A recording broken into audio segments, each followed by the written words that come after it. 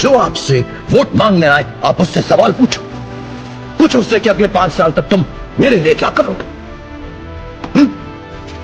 मेरे बच्चों की शिक्षा के लिए क्या करोगे, मुझे नौकरी दिलाने के लिए क्या करोगे, मैं अगर बीमार पड़ गया तो मेरे परिवार के लिए क्या करोगे, अगले 5 साल तक तुम मेरे देश को आगे बढ़ाने के लिए क्या करोगे। पूछो।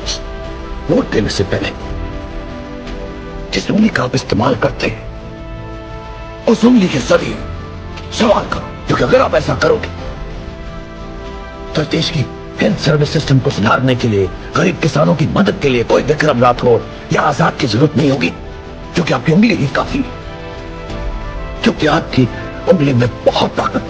और पता मेरी ये डिमांड पूरी करोगे तो आजादी किसको मिलेगी?